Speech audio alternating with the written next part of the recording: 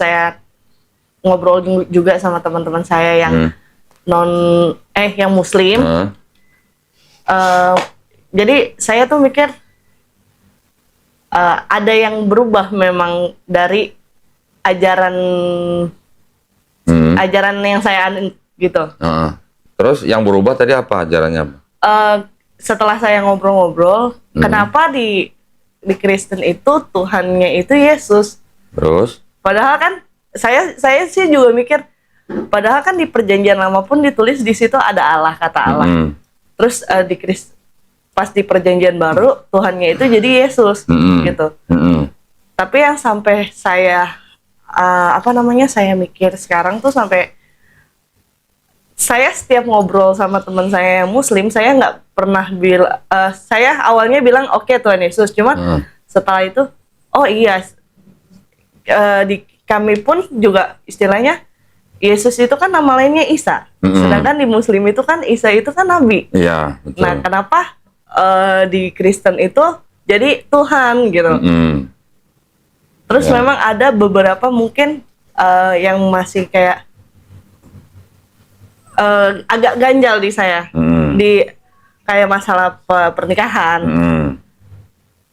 Di Kristen kan dibilangnya tidak bisa diceraikan. Ya. Gitu. Sorry, itu mic-nya bisa di atas. Oke. Taruh di atas. Apa yang sudah dipersatukan Satukan oleh Tuhan tidak bisa boleh dipisahkan manusia. Nah, iya. Cuman kan balik lagi ya, bukannya kita mau melanggar janji Tuhan atau gimana gitu. Ya. Cuman kan kalau misalnya masa iya Tuhan setega itu sama kita, kalau misalnya di satu sisi kita yang berjuang sendiri gitu. Ibaratnya kan kalau sebuah rumah tangga itu kan nggak bisa, ibarat kita naik kapal nggak bisa ngedayung satu dayung doang gitu. Iya. Harus dua-duanya gitu. Iya. Oke, terus sudah mendengar bahwa Yesus dan Isa itu sama. Iya. Cuman kalau di Kristen Yesus jadi Tuhan, Isa masih di Islam hanya Nabi. Iya, begitu. Kalau di Bible nih, Yesus ngaku Nabi nggak? Enggak sih. Aku. Oh di Bible ya? Di Bible Yesus sendiri ngaku Nabi, orang lain juga nyebut dia Nabi. Oh. Kenapa jadi Tuhan? Gereja yang Tuhan. Oh, itu dari gereja. Ya awalnya sih mungkin dari ajaran yang disebut dengan surat-surat Paulus. Cuman menurut saya Paulus sendiri juga tidak menganggap Yesus sama dengan Bapa. Nah iya itu. Betul. Ada beberapa ayat perkataan yang disebut atau dianggap perkataan Paulus. Sebenarnya maksudnya Paulus itu bukan Yesus sebagai Allah gitu. Tetapi oleh penerjemah, penyalin itu agak sedikit dirubah. Jadi seolah-olah Yesus itu ya Allah gitu. Nah iya kalau baca Alkitab versi Indonesia mungkin agak rancu lah di situ. Banyak, itu ada banyak, ada di Roma 9 ayat 5, ada di 2 Petrus 1:1. Apa ya sih? Sayangnya ada di Yohanes 1:1, Yohanes 1:14. Itu ayat-ayat yang ambigu gitu loh. Ambigu itu artinya bisa bermakna ganda. Yang bermakna ganda ini makanya di Kristen bisa timbul Trinitarian, bisa timbul Unitarian, bisa timbul Oneness. Ini pahamnya beda-beda loh. Kalau gereja Protestan, Pentakosta percaya Trinitas kan? Iya, Trinitas. Ada gereja yang tidak percaya Yesus itu Tuhan. Ada. Iya. Contohnya kayak Saksi Yehova. Oh iya, Saksi Yehova. Ada lagi nanti gereja yang mengaku Yesus itu Bapa itu Yesus. Semuanya berdasarkan satu kitab yang sama. Alkitab itu. Karena ayat-ayatnya ambigu, terus kemudian ada yang dirubah-rubah, jadi orang menafsirkan secara berbeda-beda. Makanya bisa ada timbul aliran utama. Belum lagi nanti ada Mormon. Pernah dengar Mormon? Enggak sih. Mormon itu apa? Pendirinya itu namanya Joseph Smith, mengaku sebagai nabi, mengaku didatangi malaikat, semacam-macam gitulah. Mereka tidak menerima Trinitas, boleh poligami dan segala macam, kayak gitu-gitu. Nah itu sama Kristen utama ditolak, itu bukan Kristen. Dan sebelum-sebelumnya sudah banyak aliran-aliran yang ditolak oleh gereja-gereja yang berkuasa pada saat itu. Gitulah. Selama ini sama gereja pasti kan disebutnya Yesus itu Tuhan kan? Iya. Tuhan sama Allah Bedanya apa? Kalau Allah nggak pernah turun ke bumi kayaknya. Kalau Tuhan? Ya itu. Siapa? Yesus. Tuhan Yesus Maha Pencipta bukan? Bukan. Bukan. Nah, bedanya Tuhan dan Allah itu sebenarnya kalau orang Kristen yang yang istilahnya yang nggak belajar teologi, Iya. mereka kan bilang sama. Iya. Coba buka Kamus Besar Bahasa Indonesia. Iya. Tuhan itu apa? Allah itu apa? Beda. Beda. Tuhan kan bahasa Indonesia yang artinya sebagai sesembahan, sesuatu yang disembah, ya, merujuk kepada yang Maha Pencipta. Iya. Allah di dalam Kamus Besar Bahasa Indonesia itu adalah namanya Tuhan. Nah, jadi Tuhan punya nama. Namanya itu Allah. Tuhan yang Maha Esa itu punya nama, namanya Allah. Allah itu dalam bahasa Arab. Gitu. Allah itu. Allah, kita menyebutnya Allah karena ada tanda baca tertentu yang menyebabkan penyebutan atau pelafasan kita tuh harus menyesuaikan dengan kaidah bahasa Arab. Gitu. Kalau orang Kristen kan bilangnya Allah, gitu kan. Bedanya begitu. Kalau pendeta mungkin bilangnya gini, Allah itu adalah Tuhan yang Maha Esa yang di surga. Tuhan itu Allah yang berkarya di bumi. Gitu. Jadi Tuhan itu disebutnya Allah yang berkarya di bumi. Berkaryanya sebagai manusia. Gitu. Karena manusia, maka dia punya keterbatasan. Gitu. Tapi kalau kita mikir secara awam aja, yang disebut dengan Tuhan, pasti kan dia Maha Pencipta, Maha Mengetahui, Maha semua lah. Maha baik, Maha benar, Maha Pengampun. Betul. Betul kan? Betul. Kira-kira menurut Keisha, Tuhan yang Maha Esa itu Maha Pengampun nggak? Iya. Iya. Iya. Kalau Maha Pengampun, ngapain dia harus repot-repot turun ke bumi jadi manusia gitu? Iya. Harus istilahnya kalau boleh dikatakan kan bunuh diri. Iya, betul. Karena dia datang untuk mati gitu kan. Untuk bunuh diri, untuk menebus dosa manusia. Nah, itu kira-kira Maha Pengampun nggak kalau gitu? Enggak kan? Simpel kan sebenarnya.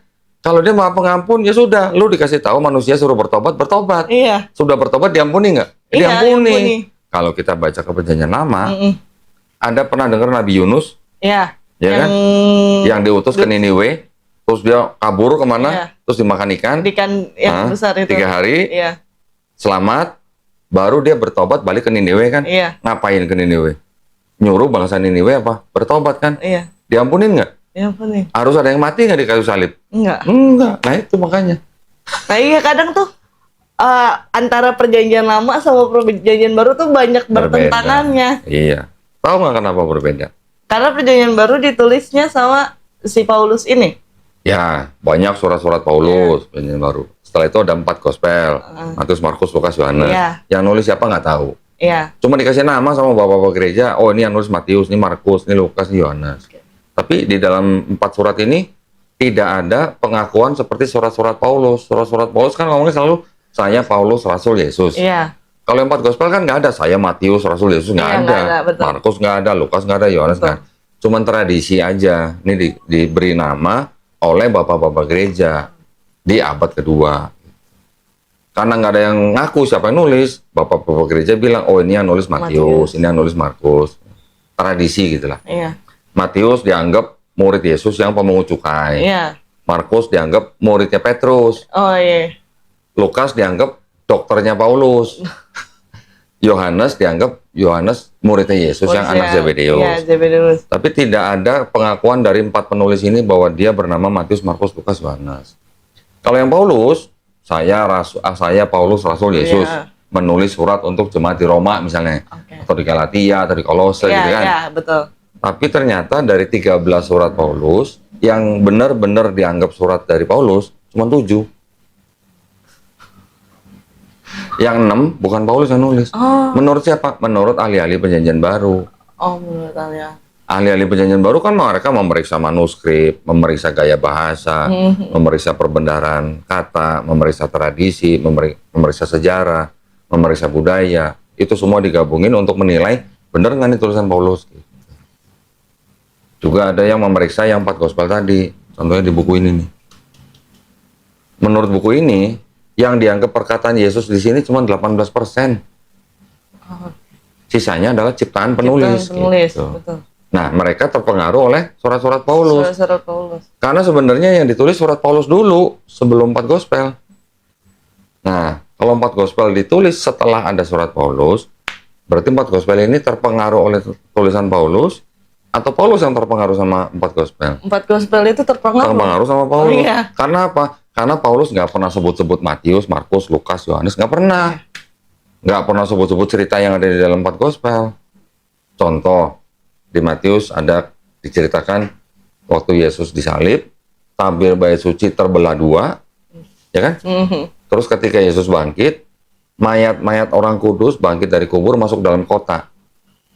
Pernah baca kan? Iya. Paulus nggak pernah cerita nih, ada kejadian begini. Markus nggak cerita, Lukas nggak cerita, Yohanes nggak cerita. Dari mana ceritanya? Heboh nggak kira-kira? Iya, Bu. Coba kalau di Matraman ada mayat bangkit dari kuburan satu aja. Pasti heboh kan? Iya. Nah, cerita itu dianggap cerita yang aneh oleh ahli-ahli perjanjian baru. Bahkan ahli-ahli perjanjian baru ini orang Kristen sendiri loh. Mereka mengatakan bahwa itu adalah catatan laporan yang aneh gitu. Yang ngomong Mike Licona kalau nggak salah. Itu dia ahli perjanjian baru. Nanti ada lagi yang bilang, yang profesor bilang, cuman orang Kristen konservatif yang percaya ada cerita ini gitu. Nah, ternyata cerita ini kalau kita cek nih di catatan sejarah atau buku-buku, ternyata mirip dengan cerita pagan yang di Yunani kuno. Ada festival namanya Festival Antesteria. Memperingati orang udah mati bangkit dari kubur masuk dalam kota. Nah, berarti sebenarnya di dalam kekristenan, khususnya perjanjian baru ya, Iya. kita nggak bicara perjanjian lama nih. Perjanjian baru itu sebenarnya tulisan-tulisannya terpengaruh oleh ajaran-ajaran Helenisme. Helenisme itu kepercayaan Yunani kuno. Oh. Pernah dengar dewa Zeus Iya. punya anak dari manusia? Iya, iya. Anaknya namanya siapa? Siapa sih? Hercules. Iya, iya, waktu itu ada Pernah dengar Hercules dong? Nanti punya anak lagi dari perempuan manusia namanya Perseus. Oh iya, Perseus. Punya anak lagi dari Dewi siapa? Punya anak Dewi Helen gitu. Nah, makanya sistem kepercayaan itu disebut dengan sistem Helenisme. Yang ngomong gini siapa? Bible sendiri nih. Oh, itu Bible. Ini Bible bahasa Inggris yang di Amerika. Ini pernah dengar dong? Apa namanya? Pada mulanya adalah firman. Dan firman itu bersama-sama Allah. Iya, iya, iya. Dan firman itu adalah Allah. Iya. Ya. Ada catatan kakinya tuh di bawah tuh. Oh iya, Hellenistic filosofi. Ya. In the beginning was the Word, and the Word was with God, and the Word was God. Ini dari Hellenistic filosofi. Nah, lu. Selama ini buka Bible paling yang ini kan, TB kan? Iya. Di sini nggak ada catatan apa-apa di bawahnya. Iya. Itu ada catatannya. Di sininya. Nah. Belum lagi nanti ada ayat-ayat yang di dalam Bible, itu ayat-ayat yang tidak otentik. Tidak otentik itu maksudnya tidak asli gitu. Ah, iya. Pernah dengar? Lebih kayak kalau misalnya emang yang jadi pertanyaan saya, kalau emang Yesus Tuhan, tapi kenapa disebutnya anak Allah gitu? Oke, sebutan anak Allah itu sebenarnya sudah ada di Perjanjian Lama. Oke, di Perjanjian Lama bangsa Israel juga disebut anak Allah, ya kan? Efraim malah disebut anak sulung. Nah iya. Ya, Daud juga disebut anak Allah. Iya. Adam juga disebut anak Allah. Iya. Nah, sebutan anak Allah itu sebenarnya adalah sebutan untuk orang-orang atau bangsa yang soleh atau pilihan gitu. Iya, umat pilihan lah. Bukan berarti anak Allah itu langsung jadi Allah. Nah, Tuh. itu sih yang jadi pertanyaan saya, kalau emang dia Tuhan gitu, kenapa disebutnya itu anak Allah? Ya. Kenapa nggak disebutnya itu Allah Ya. gitu? Terus bukti lagi atau indikasi lagi bahwa Kristen itu memang terpengaruh oleh ajaran pagan. Pagan itu ajaran menyembah dewa-dewa ya. Ya. Yaitu tadi ada Hercules, ada Zeus. Ada anak, ada bapak. Ya kan? Iya, Jadi betul. Zeus disebut bapak, Hercules disebut anak. Zeus Hercules ini adalah anak dewa gitu. Iya. Jadi dia setengah manusia, setengah dewa. Apa bedanya sama Yesus? Iya benar. Benar. Apa bedanya sama Yesus? Nah, Yesus disebut sepenuhnya manusia, sepenuhnya Tuhan. Nah iya, Ya kan? betul. Apa bedanya sama Hercules? Jadi ada konsep yang sama gitu. Konsepnya mirip.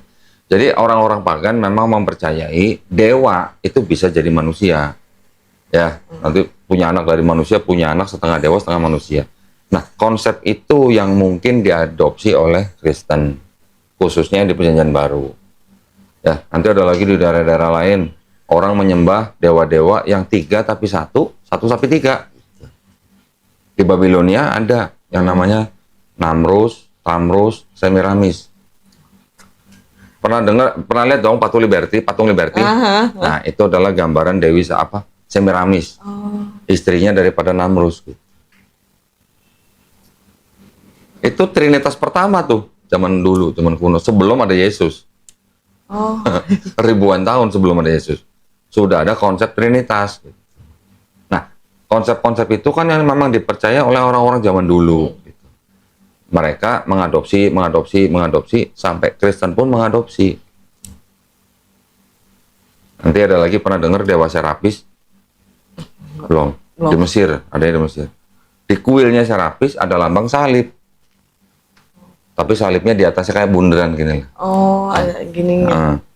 Terus akhirnya pas ada Kristen, lambang itu diambil, separuh dipakai oleh orang pagan, separuh dipakai sama Kristen, disempurnakan menjadi bentuk salib.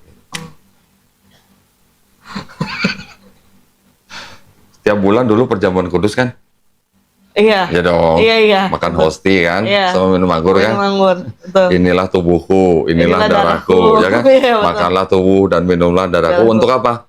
Untuk mengingat Yesus. Iya. Katanya kan? Betul. Barang siapa makan roti dan minum darahku akan memperoleh hidup yang kekal. Itu masih apa?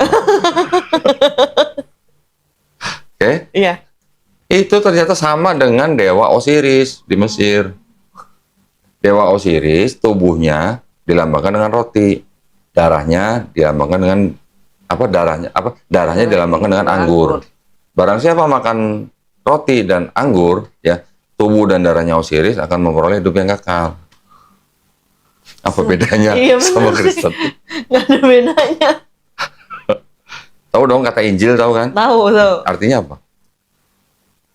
Kabar baik. Kabar baik itu. Ya kan, kabar baik, ada juru selamat yang lahir. Iya. Yesus kan? Iya, betul.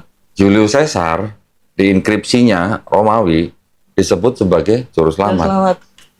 Untuk semua umat manusia. Kaisar Augustus juga disebut juru selamat.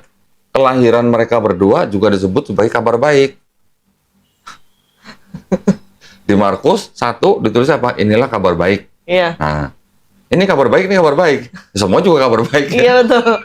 Nama yang lahiran kan. Jadi konsepnya memang banyak yang mengadopsi dari orang-orang yang memang sudah penganut pagan. Gitu. Makanya ada sebutan anak, ada sebutan bapak. Kalau ada sebutan anak, ada sebutan bapak, karena mereka melihat anak ini punya kemampuan lebih dari manusia lain, dituhankan. Karena memang masyarakat situ masih kental dengan ajaran seperti itu. Pokoknya ngeliat manusia bisa bikin mujizat, dewa, gitu. Dewa, disebutnya dewa. Dewa, gitu. betul. Pernah baca ini nggak? Ini bukti nih, bahwa waktu Paulus dan Barnabas menyembuhkan orang lumpuh aja, mereka berdua langsung disebut dewa. Yang satu dewa Hermes, yang satu dewa Zeus. Belum pernah dengar? Belum. Belum pernah baca kali ini.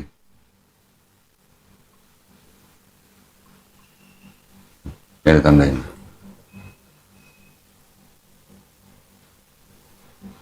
Paulus disebut apa? Paulus disebut apa? Dewa-dewa telah turun ke tengah-tengah kita dalam dewa-dewa. Oh iya benar. Paulus disebut siapa? Paulus disebut ini. Zeus bukan Hermes. Hermes. Barnabas disebut Zeus. Zeus ya. Jadi orang-orang sekitar situ pada zaman itu memang masih kental dengan kepercayaan-kepercayaan seperti itu. Makanya Yesus dianggap sebagai Tuhan atau dewa karena dia mampu membuat mukjizat. Apalagi sampai membangkitkan orang mati. Lebih hebat mana Yesus sama Nabi Yeskiel? Pernah baca Yeskiel? Udah lupa. Belum pernah, lupa. Udah lupa 4 tahun kok. Nggak pernah megang yang namanya Alkitab lagi. Oke, Yesus membangkitkan orang mati ada berapa? Mungkin 2 atau 3 orang lah ya. Tapi yang paling terkenal kan Lazarus. Iya. Betul kan? Membangkitkan 1 orang mati yang mana dia mati belum dikubur. Iya, betul. Masih ada dagingnya. Masih ada ya dagingnya, kan? betul. Cuma dikafanin gitu kan. Dia berdoa, minta izin Bapak, disebutnya Bapak, minta izin, bangkit, hidup. Iya. Nabi Yeskiel itu melihat kumpulan tulang-tulang. Tulang ya, nggak ada dagingnya loh. Tulang. Tulang ini dengan mujizat dia bisa tumbuh daging lagi, bisa hidup lagi, dan nggak cuma satu, banyak gitu. Hebat mana Yeskiel sama Yesus? Kenapa bukan Yeskiel yang jadi Tuhan? Kalau cuma standarnya menuhankan orang hanya karena mujizat gitu loh. Kan mujizat banyak. Nabi-nabi di Perjanjian Lama kan banyak melakukan mujizat. Iya, betul. Nabi Musa apa kurang hebat? Iya. Bisa membelah laut. Membelah laut. Tapi semua mujizat nabi-nabi itu kan atas izin Tuhan. Tuhan, betul. Gitu. Bukan kekuatan nabi itu gitu. Jadi seolah-olah gini. Ketika Tuhan mengutus nabinya ya kepada bangsa tertentu, dia pasti mengimbangi apa yang menjadi kelebihan bangsa itu gitu. Betul. Contoh bangsa Mesir.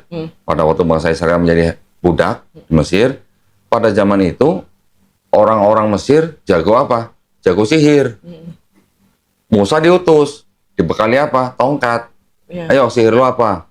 Orang-orang tukang sihir Mesir, Firaun bisa menyihir jadi ular. Tongkatnya Musa dilempar jadi ular, ularnya tukang sihir Firaun dimakan sama ularnya Nabi Musa kan? Iya. Jadi sihir dilawan dengan sihir. Gitu. Pada zaman Yesus, yang kelebihannya apa? Kelebihannya pada zaman itu tabib, pengobatan. Pengobatan, iya, penyembuhan. Jadi pengobatan dilawan dengan mujizat Yesus, pengobatan juga. Iya. Yang sakit disembuhkan, yang lumpuh disembuhin, yang buta disembuhin, yang tuli disembuhin, bahkan yang mati dibangkitin. Untuk apa? Untuk memperingati orang bangsa itu pada zaman itu, gitu loh. Mereka bisa apa? Tabib pengobatan dilawan dengan mujizat yang sama. Gitu. Begitu juga dengan Quran. Quran pada waktu diturunkan, bangsa Arab pada waktu jagonya apa? Jagonya syair. Nah, orang-orang Arab Quraisy terutama, mereka jago syair. Mereka ngelihat danau, mikirin cewek, bikin syair. Ngelihat pohon korma, apa, bikin syair. Semua dibikin syair sama orang-orang Arab. Dan memang mereka sangat hebat di dalam syair. Quran diturunkan, syairnya lebih hebat daripada syairnya orang Arab. Bahkan juara syairnya orang Arab mengakui ini nggak mungkin karangan manusia. Sampai begitu. Jadi Tuhan atau Allah Subhanahu wa taala tuh setiap kali mengutus nabi selalu mengimbangi atau bahkan melebihi apa yang suatu bangsa itu punya. Gitu. Orang-orang pada zaman Yesus juga percaya seorang wanita bisa lahir tanpa ayah gitu. Ya kan? Sebelum-sebelumnya kan percayaan itu sudah ada. Iya. Ya kan? Makanya Yesus dilahirkan juga tanpa ayah. Nabi atau Isa Al-Masih gitu kan. Diciptakan oleh Allah Subhanahu wa taala hanya dengan apa? Hanya dengan kun fayakun. Iya. Jadi maka terjadilah. Iya, gitu. Betul. Itu untuk mengimbangi juga gitu loh. Orang-orang yang percaya bahwa dewa ini apa nanti punya anak tanpa hubungan suami istri misalnya. Makanya kan banyak lambang-lambang atau patung, ya, patung-patung pagan itu yang ada sosok perempuan gendong bayi, itu disebut anak ajaib, karena nggak ada ayahnya, gitu, ya. Jadi kira-kira sebenarnya kalau kita mau open mind nih, copot dulu Kristennya, copot dulu Islamnya, atau agama apapun copot dulu. Kita belajar sejarah, belajar budaya, belajar agama dunia maksudnya ya. Ini ada konsep-konsep yang kok mirip dengan Kristen ya? Iya. Nah, jadi kalau ada yang mirip, mungkinkah Kristen ini agama yang memang baru, yang istilahnya diturunkan oleh Yang Maha Kuasa, atau mengadopsi ajaran-ajaran yang lama? Gitu. Iya, betul. Iya kan? Iya. Karena tadi kan Paulus sama Barnabas saja disebut Hermes dan Zeus kan? Iya. Jadi orang-orang situ memang masih begitu, masih kental. Nah, itulah di Quran tidak ada sebutan bapak, anak bapak, nggak ada. Iya. Karena sebutan itu yang bisa membuat orang menuhankan si anak. Gitu. Jadi salah persepsinya. Salah. Di Quran nggak ada sebutan Allah sebagai bapak, Nabi Muhammad SAW sebagai anak, nggak ada. Sebutan itu yang dulu dipakai sama orang untuk menuhankan manusia. Tetapi kalau di Perjanjian Lama, anak Allah adalah sebutan untuk orang soleh. Gitu. Nah, sekarang kalau kita bilang, kalau kita tilik lagi nih, kan tadi Kesia sudah bisa membedakan. Kok Kok beda ya Tuhan di Perjanjian Lama sama Tuhan di Perjanjian Baru ya? Pernah baca Bilangan 23:19? Lupa. Bilangan 4 tahun nggak gereja. Tadinya udah aktif di gereja kok. Jadi kalau di gereja ngapain? Ngobrol? Enggak, dulunya tuh pelayanan sampai pelayanan di gereja, cuman Oh ya ya? udah. Pelayanan apa? Singer, temburin. Oh, singer. Waduh, berarti suaranya bagus dong. Suaranya bagus buat ngoceh-ngoceh maksudnya. Marah-marah gitu Buat kayaknya. marah-marah bagus. Apa tuh? Allah bukanlah manusia sehingga ia berdusta, bukan anak manusia sehingga ia menyesal. Nah, Masakan ia berfirman dan tidak melakukannya atau berbicara dan tidak menepatinya. sama kan sih sama ini kan? Ya benar. Nah, jadi artinya kalau Tuhan bukan manusia, Tuhan bukan anak manusia, berarti dia bisa nggak jadi manusia? Nggak bisa. Terus kenapa jadi tiba-tiba di Perjanjian Baru Tuhan jadi Yesus? Nah iya itu. Itu. Ya kan? Iya. Udah ada perbedaan kan? Iya. Itu lagi. Maleaki, ingat Maleaki? Meleaki perjanjian. Lama. Mm-mm. Dulu kan awal bulan pasti dibacain Maleaki 3:10 sama pendeta. Masa nggak ingat? Enggak. Bawalah seluruh persembahan persepuluhanmu. Oh iya. Ah, oh iya. Baru inget ya. Baru inget ya. Ayat 6 tuh. Bahwasanya aku Tuhan tidak berubah dan kamu Bani Yakub tidak akan lenyap. Bahwasanya Tuhan itu tidak akan berubah. Jadi kalau dia bukan manusia, dia bukan anak manusia, tidak akan berubah. Berarti bisa nggak jadi manusia? Enggak. Nggak bisa. Yesusnya disebut Tuhan dari mana gitu? Kalau Nah, di iya. sini bilang Tuhan bukan anak manusia, Tuhan apa bukan manusia, Iya, tidak betul. berubah. Kok bisa jadi Yesus? Gitu. Nah iya begitu masuk perjanjian baru makanya Beda. beda. Tuh, makanya. Kalau Tuhan bukan manusia, Tuhan bukan anak manusia, Mas Fikri, sama nggak sama lam yalid walam yulad? Surat Al-Ikhlas, ayat ketiga. Sama. Ya, di Quran ada ayat surat Iya. Al-Ikhlas. Qul huwallahu ahad. Allahu somad. Allah, oh, kok tahu? Lam yalid wa lam yulad wa lam yakul lahu kufuwan ahad. Keren, udah tahu. Kok tahu? Udah baca? Jadi sebelumnya itu agak melenceng dikit ya kok. Pas mama papa pisah, mama tuh sempat married sama yang Muslim. Oke. Masuk Muslim. Siapa? Mama? Mama. Oh, terus? Nah, cuman kan nikahnya dinikahin siri. Oke. Terus? Jadi begitu pisah, Heeh. mama tuh ya balik lagi ke Kristen. Oh, jadi Mama udah nikah udah 2 kali berarti? Iya. Oh, oke. Berarti waktu itu tahu Al-Ikhlas dari Mama? Itu Enggak, dari mana? ngaji. Oh, ngaji? Ngaji. Waduh. Kebetulan pas ngaji itu sampai dapat ikro, udah masuk ke Al-Quran waktu itu. Serius? Berarti udah ikronya udah lulus? Udah. Bisa baca Quran? Udah waktu itu kelas 2 SD. Lah terus kenapa ke gereja lagi? Ya itu karena mama. Karena Mama? Heeh. Oh, umur berapa tuh? Kelas 2 SD. Oh, alah. Lama banget ya berarti. Nah, Makanya sekarang? kayak kalau misalnya ajaran-ajaran waktu pas ngaji masih ada yang nempel Oh, oke. dikit. Nah, arti lam yalid walam yulad apa? Kan tidak beranak, tidak diperanakan. Iya. Sama juga dengan Tuhan bukan manusia, Tuhan bukan anak manusia. Mirip kan? Mirip. Perjanjian lama. Nah, kenapa tiba-tiba bisa jadi Yesus gitu loh maksudnya. Sedangkan Yesus sendiri di Bible ngaku sebagai nabi. Iya. Dan nih, sekarang kalau nabi itu sama nggak sih sama utusan? Utusan itu nabi bukan? Nabi itu utusan. Utusan Allah Iya. itu nabi bukan? Iya. Nah, ini ada ayat 3 nih. Inilah hidup yang kekal yaitu kekal itu yaitu bahwa mereka mengenal Engkau satu-satunya Allah yang benar dan mengenal Yesus Kristus yang telah Engkau utus. Utus. Iya. Utusan kan berarti kan? Iya. Berarti Yesus utusan kan? Iya. Nabi bukan? Nabi. Nabi. Yesus bilang apa nih? Yohanes 13. 16. 16. Ayat 16. Aku berkata kepadamu sesungguhnya seorang hamba tidaklah lebih tinggi daripada tuannya, ataupun seorang utusan daripada dia yang mengutusnya. utusan tidak lebih tinggi dari yang mengutus. Mengutus. Nah, berarti Yesus lebih tinggi dari Bapa nggak? Enggak dong. Enggak dong. Nah.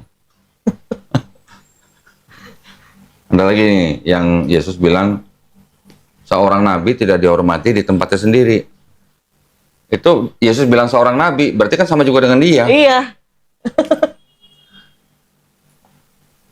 Bentar ya, bentar.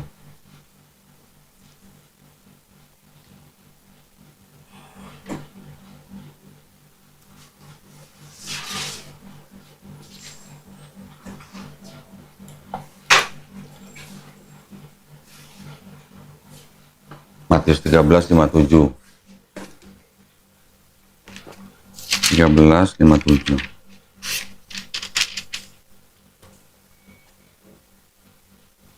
Nih, 57. Ayat Lalu mereka apa? Kecewa kan? yang ayat berapa kok? 57.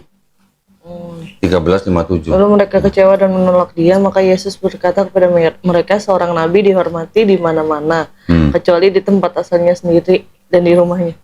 Maksudnya itu siapa? Ya, dia. Ngomongin siapa tuh? Dirinya Ya, sendiri. ngomongin Yesus. Berarti kan Yesus ngaku sebagai nabi kan? Iya. Ada lagi. Orang lain nyebutnya nabi.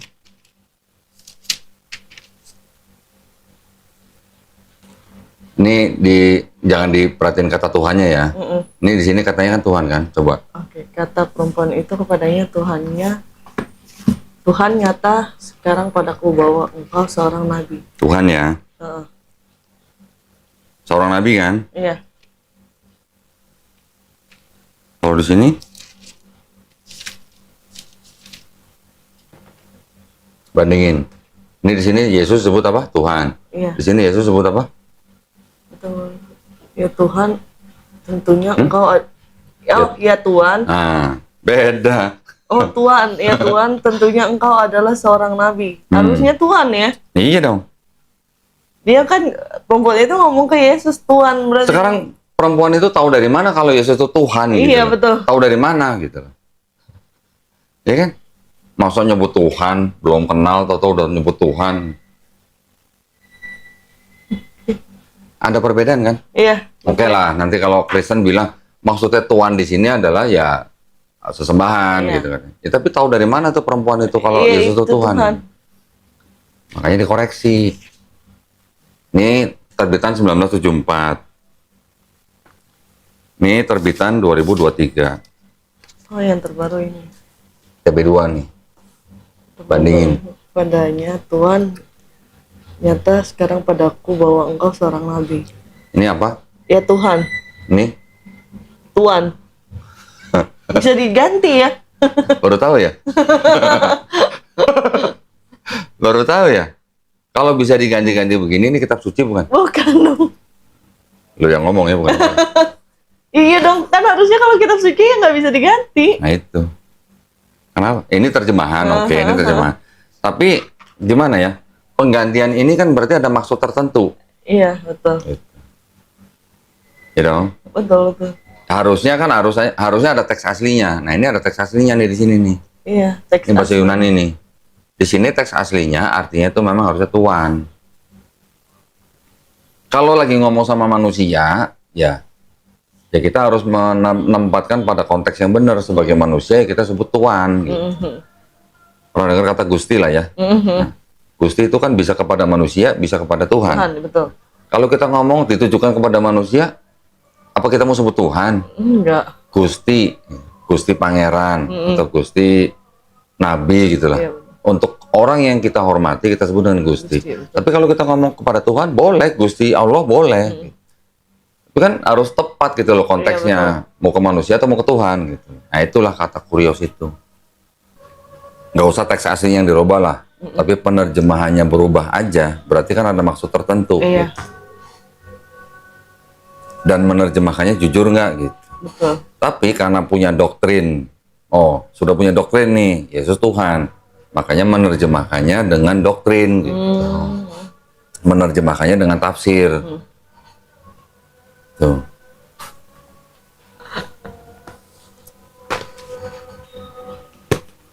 Udah 4 tahun gak ke gereja, lama juga ya? Lama. Udah nggak percaya Yesus Tuhan? Atau masih ada sedikit? Kalau misalnya kepercayaan Yesus Tuhan, enggak sih kok. Dari emang pas, jadi sebelum itu tuh sempat pas SMP itu nggak gereja lagi. Kayak marah kan sama Tuhan, kayak kok Tuhan ngasih kayak gini sih, nyokap bokap pisah gitu, kenapa nggak bisa satu gitu. Udah lah, ngambek lah itu. Terus pas itu ada kali sekitar 2 tahun atau 3 tahun nggak gereja. Begitu gereja lagi, yang apa, setiap dengar khotbah sama pendeta ngomong Yesus, Tuhan Yesus gitu, kayak aneh gitu, menolak. Itu dari umur berapa tuh? Mungkin pas umur 15 apa 15? Iya, 13 sama sekitar lah, 14-15 tahun. Iya. Udah nggak percaya Yesus Tuhan? Ya udah, Yesus tuh utusan gitu. Oke. Jadi kalau ke gereja percayanya Yesus Tuhan bukan? Enggak. Jadi kalau berdoa ya udah, ya Allah. Oh, ya Bapa.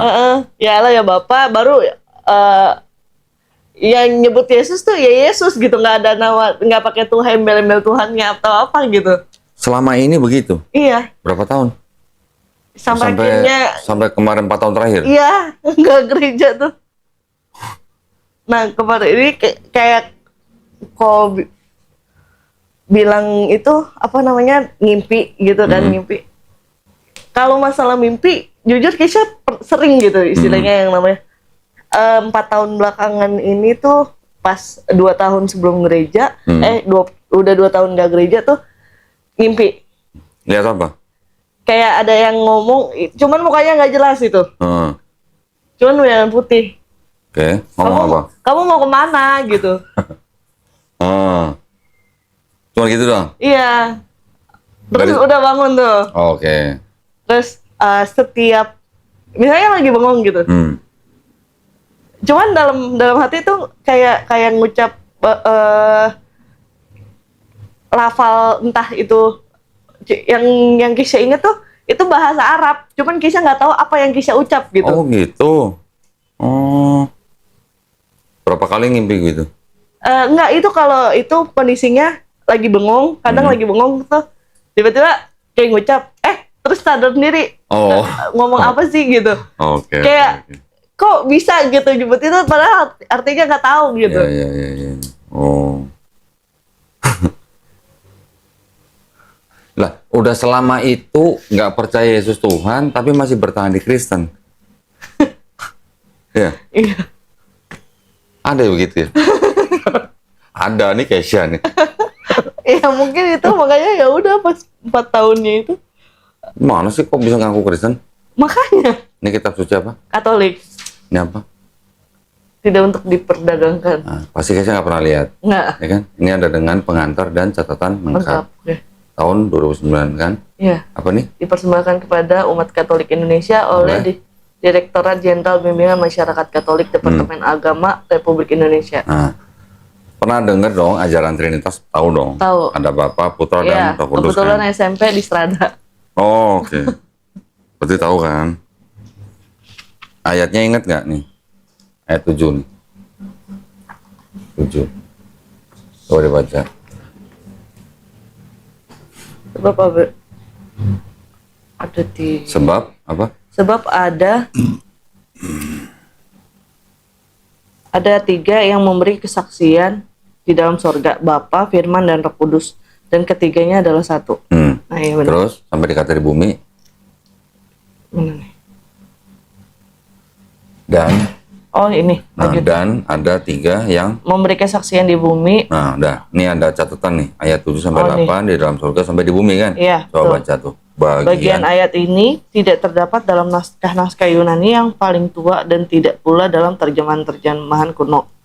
Bahkan tidak dalam naskah-naskah yang paling baik dari Vulgata. Bagian ini kiranya aslinya sebuah catatan di pinggir halaman salah satu naskah terjemahan Latin yang kemudian disisipkan ke dalam naskah-naskah oleh penyalin dan akhirnya bahkan disisipkan ke dalam beberapa naskah Yunani. Karenanya bagian ini tidak karena bagian ini pasti tidak asli. Halo. Tidak asli apa? Palsu dong. Oh. Lo yang ngomong ya, bukan gue. Dan ini baru satu ya. Dari sekian banyak. Banyak ayat yang seperti ini gitu. Disisipkan, ditambahkan, bahkan ada yang dipinjamkan. Oke. Dipinjamkan loh. Iya, iya. Pinjam nggak balik-balikin. Ya, kasih contoh lagi. Banyak yang begini.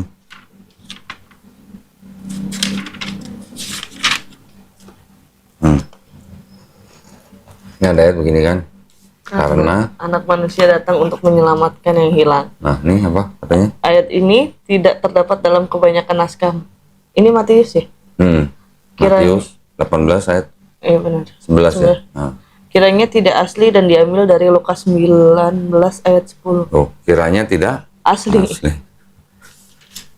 Ini ada lagi ayat begini.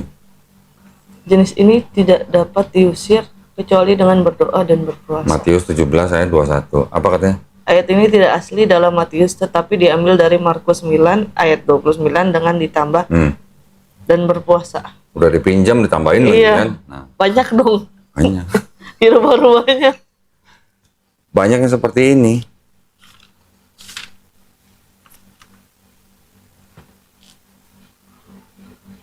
Nanti ada lagi begini nih. Bentar ya. Pernah dengar dong orang Kristen yang benar-benar taat gitu. Kalau dia dipatok ular nggak mati, kalau dia minum racun nggak mati. Pernah dengar kan? Berani minum racun? Enggak. Kenapa? Ada ayatnya kok. Matilah. Ada ayatnya, lu bakal selamat kalau minum racun. Kan udah nggak tahu. Oh berarti kata. Nah sekarang pendeta berani nggak? Nah, iya. Nah gitu ya. Ini sebentar nih. Ayat 18 nih. 18 nih. Apa katanya? Mereka akan memegang ular dan sekalipun mereka minum racun maut, mereka tidak akan mendapat celaka. Kalau di apa namanya dipatok ular, berarti kan minum racun kan nggak mati kan? Berarti Iya, kan? betul. Mereka akan meletakkan tangannya atas orang sakit dan orang itu akan sembuh. Nah, berarti kalau mereka beriman kepada kitab ini, harusnya mereka berani dong minum racun. Iya. Mau sengaja atau tidak sengaja, harusnya berani dong. Betul. Ada nanti yang bilang, oh itu kan kalau minum racun nggak disengaja atau mau dicelakain orang, baru dia nggak mati. Nah ayat ini buat apa gitu loh? Kalau dia percaya dengan ayat ini, mau disengaja, mau nggak disengaja, harusnya berani Iya, dong. betul, nggak Gitu. usah takut. Ada nggak yang berani? Kalau kalau saya bilang sama pendeta, Pak Pendeta, jangan sekali-sekali minum racun atau berani pegang ular, dipatok ular, hanya karena ayat ini. Jangan, saya bilang, jangan mau, saya bilang gitu. Bukan karena saya bilang Pak Pendeta tidak beriman kepada Yesus, tapi karena ayat ini semuanya palsu. Nah, bagaimana tahunya kita ini ayat yang tidak asli? Dari ayat ke-9 sampai 20, ini kalau kita cek di manuskrip yang kuno, sekarang kita bisa buka di internet. Kodeks-kodeks yang dari abad ke-4, itu bisa dibuka. Ayat-ayat ini nggak ada, gitu. Oh, ditambahin ya. Tambahan.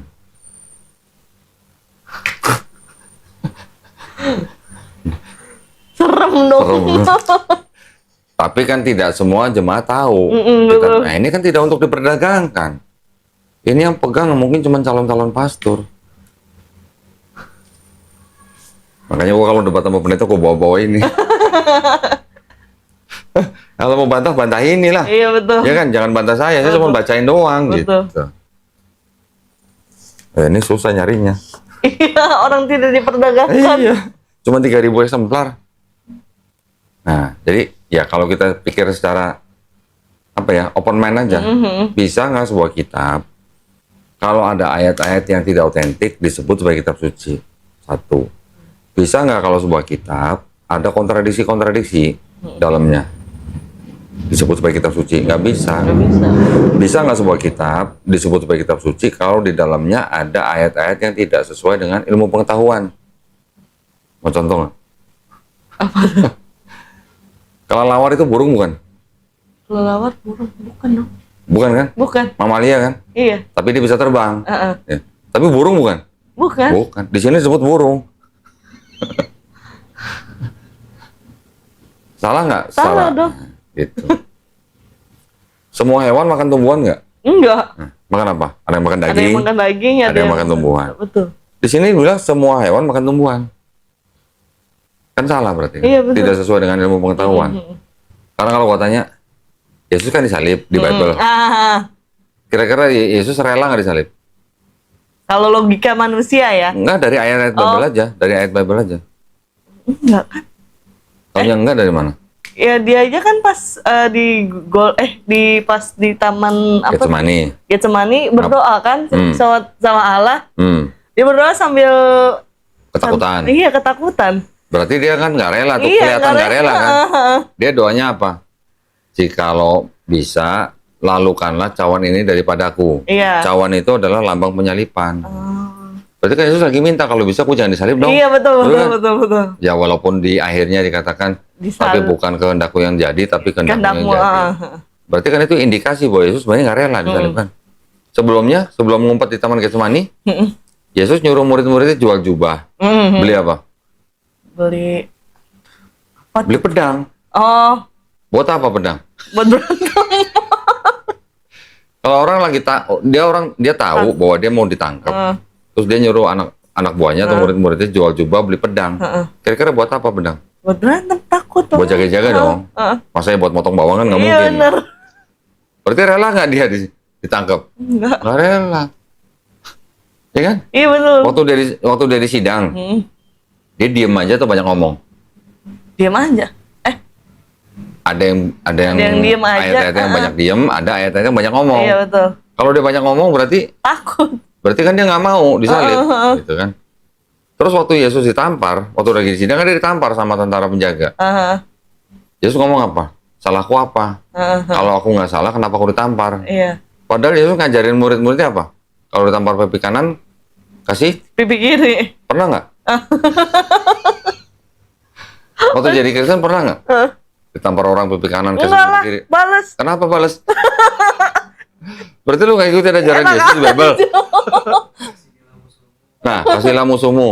Dan Bisa? berdoalah bagi mereka yang menganiaya kamu. Bisa nggak mengasihi musuhmu? Kalau ngasih sih, bukan dikasih ya, lebih kayak ya udah gitu. Nggak balas. Nggak balas Tapi gitu. kalau misalnya, ini ya, harus bilang menjalik nih.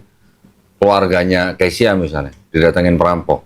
Mau dirampok nih. Gimana cara yang ngasih perampok itu? Ambil. Gitu. Itu? Ya enggak. Enggak kan? Manggil orang banyaknya. Kalau misalnya ada yang misalnya nih ya, ada yang perkosa atau sampai istilahnya sampai terburu sampai dibunuh gitu, lapor polisi nggak? Ya iya dong. Kenapa? Minta keadilan dong. Iya dong. Untuk dihukum kan? Betul. Nah, ngasih musuhnya di mana kalau begitu?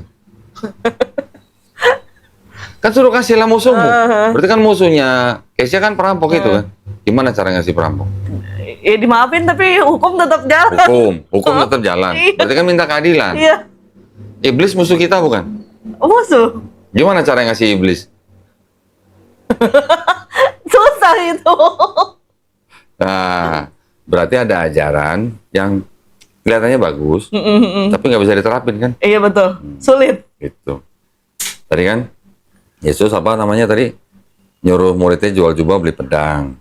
Waktu di Taman Getsemani minta supaya nggak disalib. Iya. Waktu di sidang dia banyak membantah. Terus waktu ditampar dia protes. Protes kan kalau gitu Protes kan? dong. Terus waktu disalib dia teriaknya apa? Eli, Eli. Oh iya, Allahku, mengapa engkau meninggalkan aku? Itu kalimat Allahku, mengapa engkau meninggalkan aku? Kira-kira tuh kalimat rela atau nggak rela? Nggak rela lah. Berarti kan sebenarnya indikasinya menurut ayat di Bible sendiri, Yesus nggak rela disalib. Iya. Betul kan? Terus pendeta bilang Yesus sudah mati dari kayu salib untuk nebus dosa manusia gitu, kan? Yesus nebus dosanya ke siapa? Ke Allah. Allah.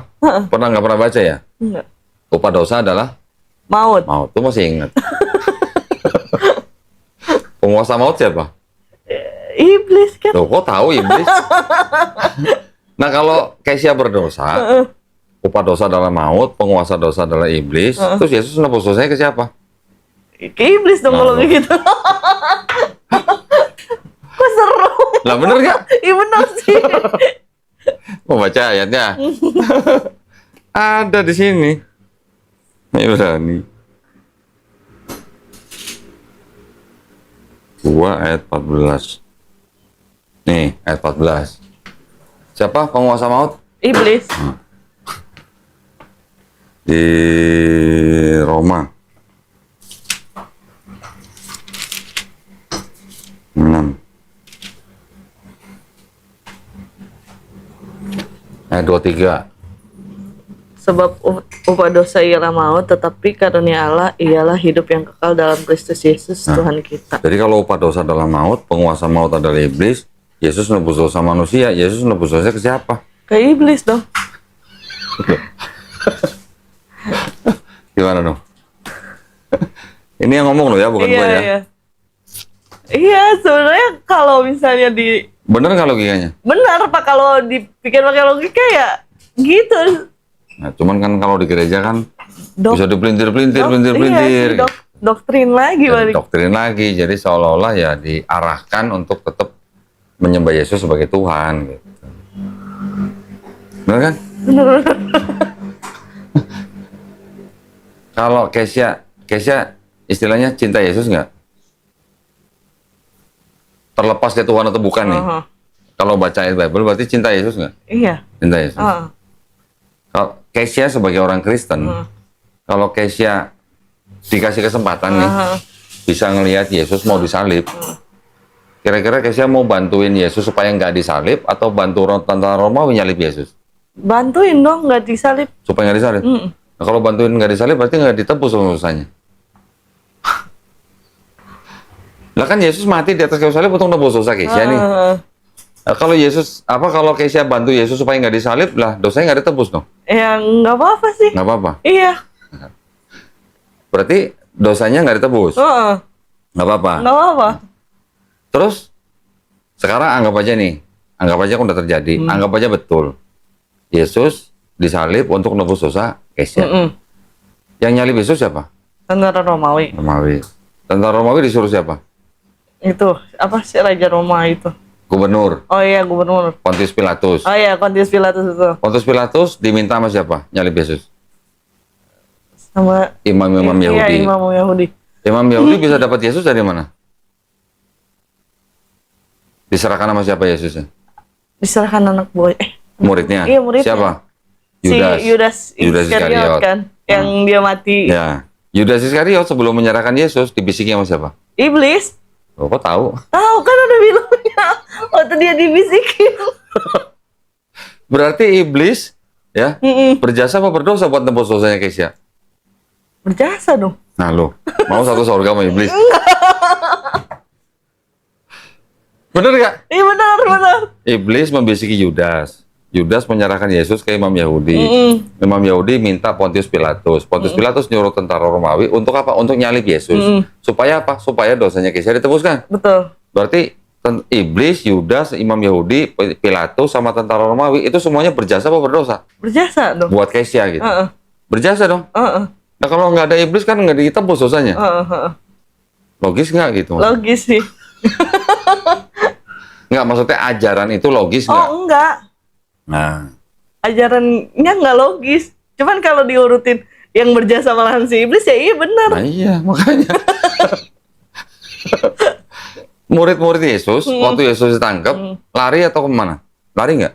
Lari kan ada yang Lari. sampai menyangkal. Iya, Petrus. Lari semua kan? Iya. Kenapa lari? Berarti mereka tahu nggak Yesus bakal nebus dosa murid-muridnya? Tahu. Kira-kira. Kalau tahu masa lari? Enggak tahu. Nggak tahu.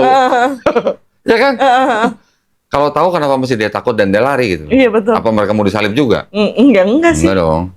Karena kan yang bakal itu Yesus. Maria waktu di bawah salib Yesus, kira-kira menurut Kesya nih, kalau lihat gambar, lihat foto lah, lihat lukisan gitu, kira-kira Maria yang di bawah salib Yesus itu lagi ngelihat Yesus tuh lagi nangis apa ketawa? Lagi nangis. Kenapa? Anaknya disalib. Sedih dong. Iya. Berarti Maria tahu nggak dosanya Maria ditebus sama Yesus? Enggak. Berarti ajaran bahwa Yesus mati di atas kayu salib untuk nebus dosa manusia itu ajaran belakangan. Gitu loh. Bener nggak? Betul. Masuk akal nggak? Iya, karena orang-orang sekitarnya aja nangis. Yang ngajarin Yesus mati di atas kayu salib menebus dosa manusia siapa? Yesus apa Paulus? Paulus. Paulus. Itu maksudnya. Jadi sebenarnya ajaran Kristen ini adalah ajaran yang berasal dari Paulus. Bukan dari Yesus. Sekarang perintahnya Yesus nih. Perintahnya Yesus. Pertama. Ayat 10 nih coba. Nih 10. Ini waktu dicobain iblis nih. Maka berkatalah Yesus kepadanya, "Nyahlah iblis, sebab ada tertulis, engkau harus menyembah Tuhan Allahmu, dan hanya kepada Dia sajalah engkau berbakti." Nah, suruh nyembah siapa? Allah. Suruh nyembah Yesus enggak? Enggak. Enggak kan? Terus ada lagi nih. Istilahnya Yesus saja berdoa biar si iblis nyembahnya ke Allah. Nah iya. Ayat 3, Matius 18 ayat 3. Lalu berkata, "Aku berkata padamu, sesungguhnya jika kamu tidak bertobat dan menjadi seperti anak kecil ini, kamu tidak akan masuk ke dalam kerajaan sorga." Jika kamu tidak apa? Bertobat. Bertobat. Dan menjadi seperti anak kecil, kamu tidak akan masuk apa? Surga. Oh. Suruhnya cuma bertobat kan? Berarti Iya, kan? betul. Aku sampai harus percaya Yesus mati di atas kayu salib buat tembus dosa manusia. Orang Yesus nyuruh cuma bertobat. Iya, betul. Nah, kalau mau masuk surga bertobat jadi seperti anak kecil gitu. Anak kecil mungkin gambaran apa ya? Sebagai yang polos lah gitu ya. Iya, yang nggak tahu apa-apa. Polos lah ya. Polos. Bertobat dan seperti anak kecil baru masuk kerajaan surga. Ada nggak Yesus bilang, lu kalau nggak percaya gue sebagai Tuhan, mati di atas kayu salib buat tembus dosa manusia nggak bakal masuk surga? Nggak ada. Nggak ada. Ya kan? Terus Yesus nyuruhnya ngajarin orang-orang suruh ngapain? Berdoa. Matius 23 nih.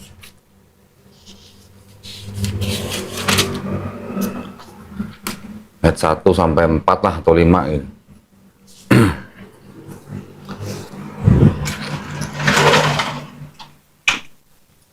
Coba bacain. Maka berkatalah Yesus kepada orang banyak dan kepada murid-muridnya, katanya, ahli-ahli Taurat dan orang-orang Farisi telah menduduki kursi Musa. Sebab itu turutilah dan lakukanlah segala sesuatu yang mereka ajarkan kepadamu, tetapi janganlah kamu turuti perbuatan-perbuatan mereka, karena mereka mengajarkannya tetapi tidak melakukannya. Mereka mengikat beban-beban berat lalu meletakkannya di atas bahu orang, tetapi mereka sendiri tidak mau menyentuhnya. Jadi Yesus nyuruh orang banyak suruh ngapain? Turutilah ajaran apa? Ajaran ini. Turutilah ajaran orang-orang Farisi. Nah, ajaran apa tuh orang-orang Farisi itu? Ajaran Taurat kan pasti. Iya, ahli Taurat. Yesus nyuruh orang-orang ikuti ajaran orang Farisi, yaitu ajaran Taurat. Gitu. Betul.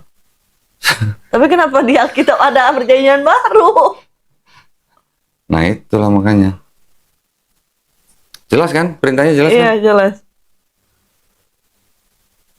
Bertobat, ikut ajaran Taurat. Jangan ikut kelakuan orang Farisi, karena orang Farisi dianggap sama Yesus munafik. Iya.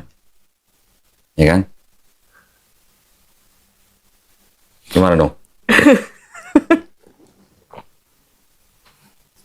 Sekarang kalau menurut Kesia, Yesus itu Muslim bukan? Yesus itu. Tahu nggak artinya Muslim?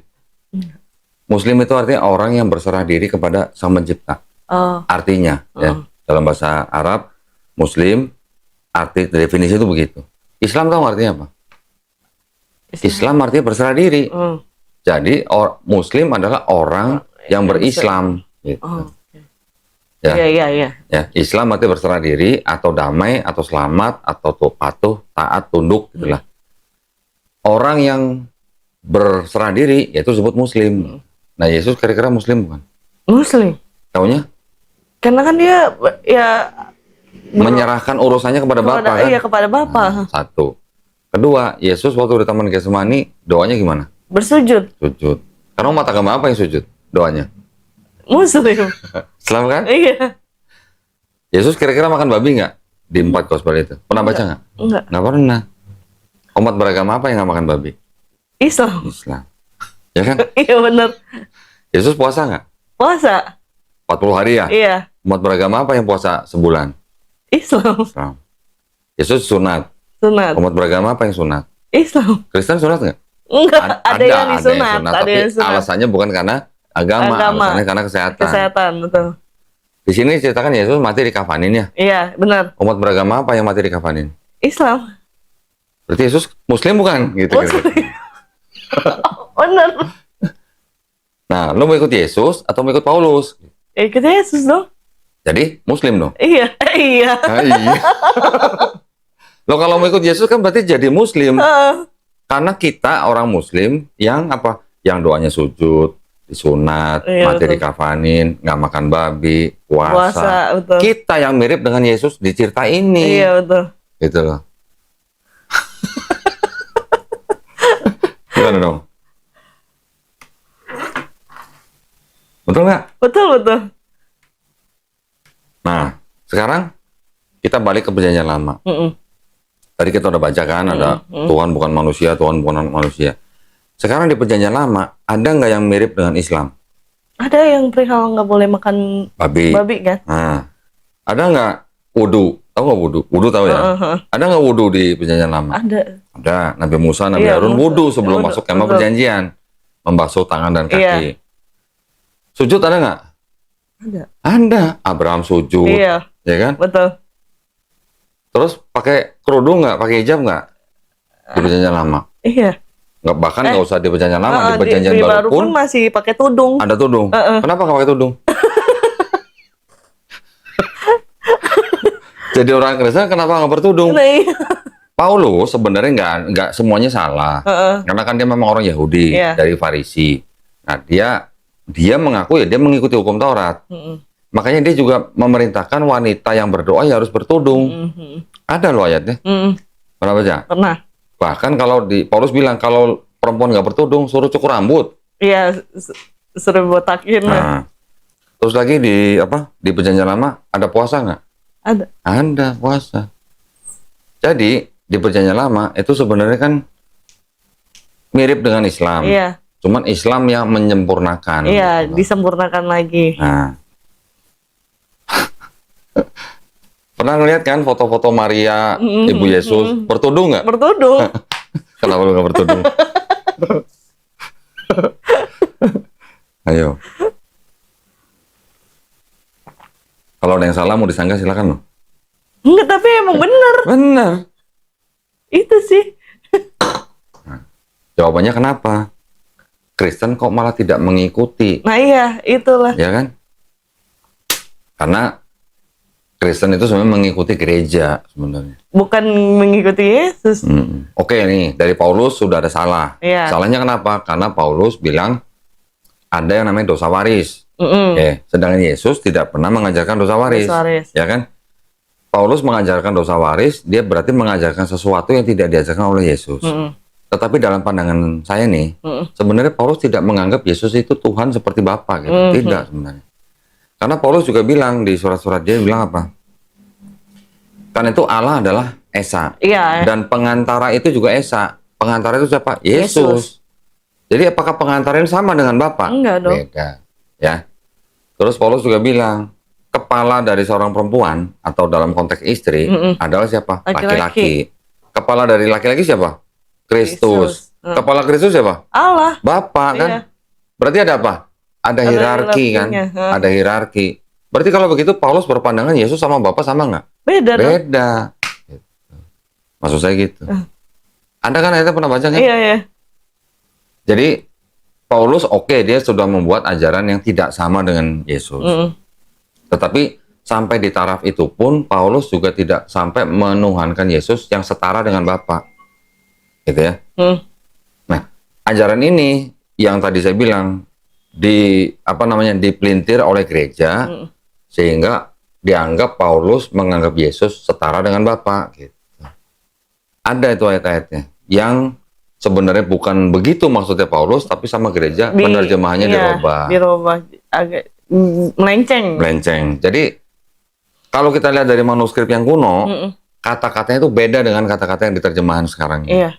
Kadang waktu itu searching yang di Alkitab sekarang sama kita searching di internet tuh, kalau di internet kan sekarang lebih canggih keluar tuh. Ada ternyata, ayat, ada tafsir, macam-macam. Ada yang beda gitu. Bener. Kan kalau kita salah Ini sekian banyak versi nih. Coba buka Lukas 4.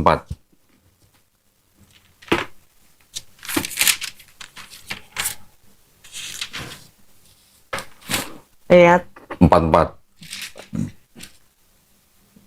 Dan ia memberitakan Injil dalam rumah-rumah ibadat di Yudea. Yudea. Ya. Ini baca yang 44.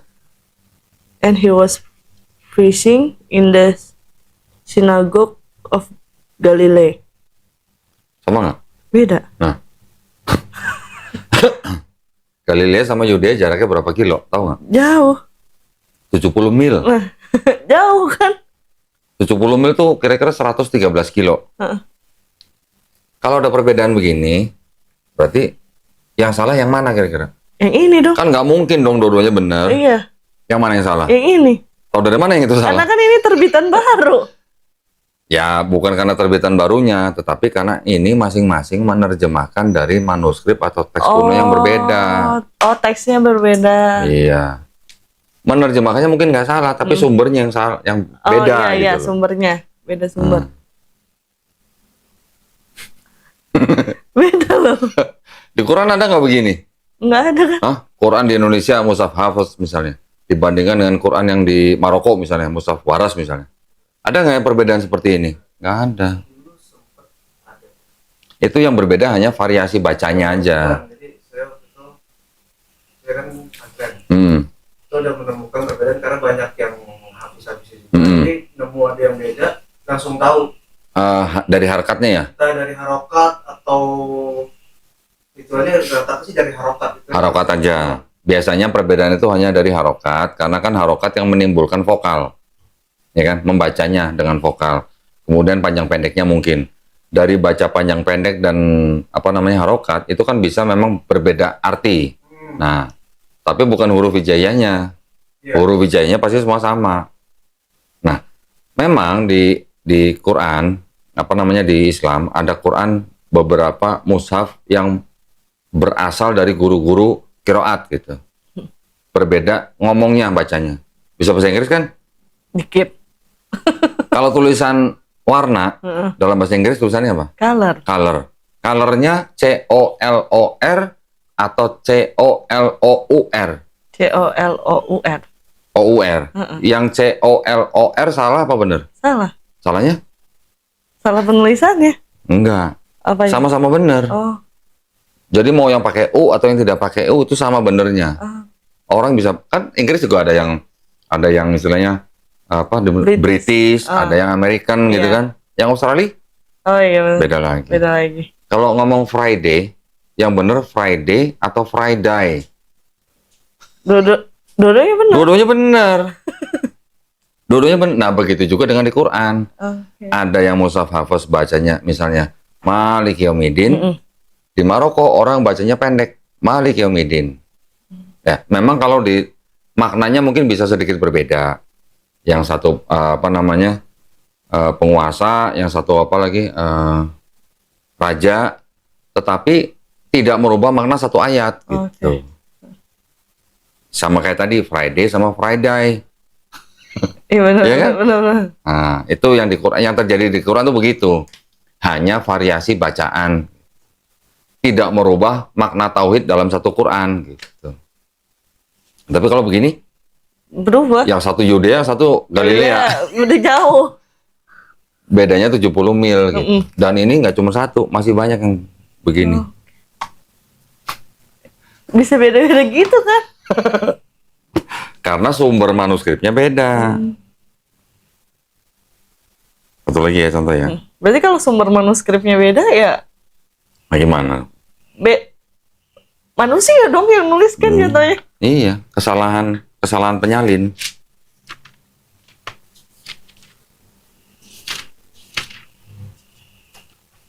Nih, Yoyakin berumur berapa?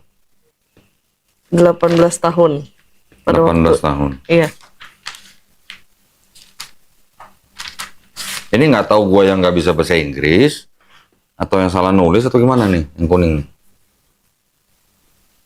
Jehoiachin Sama. was 8 years old. Berapa? 8 years. Yang di Indonesia tadi berapa? 13. 18. 18, iya. Yang Inggris? 8 tahun. Nah lo, yang 10 tahun kemana? Diskon? Oh, iya bener itu. Nah, lo. Gimana? Yang salah yang mana kira-kira? Yang nggak tahu. Ya, kalau dianggap ini sebagai kitab suci, berarti kan harus ada yang salah. Iya benar. Karena nggak mungkin dua-duanya benar. Iya berarti kan